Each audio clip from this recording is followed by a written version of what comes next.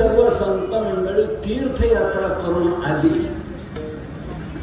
त्यानंतर मोठं स्वागत देवाने तिथे पंढरपुरात केलं. त्यावेळेला रुक्मिणी मातेने देवाला आठवण करून दिली, देवा ज्ञानोबाराय नामदेवराय हे सर्व तीर्थयात्रा करून आलेले, भूतळीची तीर्थे पाहावी नयनी, या प्रकारे इच्छा धारण करून हे गेले, तीर्थयात्रा करून आले. तेव्हा यांचा मावंद्याचा कार्यक्रम हा सोहळा तुम्ही चांगल्या प्रकारे करायला पाहिजे. का करायला पाहिजे?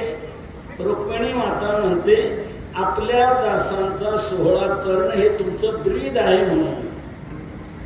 तेव्हा देवाचं हे ब्रीद आहे आणि देवाला आपल्या दासांचा केलेला सोहळा अतिशय आवडतो.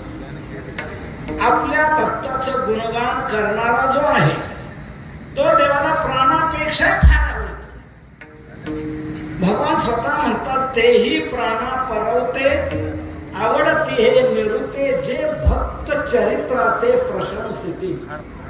भक्ताच्या चरित्राची जे प्रशंसा करतात देवाला ते फार आवडतात, प्राणापेक्षा फार नव्हे. देवाचं आणखी पुढचं वाक्य मी सांगतो, देवाचं म्हणून आणखी सांगतो. देव म्हणतात सर्व जगाचं आराध्य दैवत मी आहे, पण माझे एक दैवत आहे. देवा तुमचं दैवत कोणतं? देव सांगतात माझ्या प्रेमळ भक्तांची वार्ता जे दुसऱ्यांना सांगतात ते माझं दैवत आहे.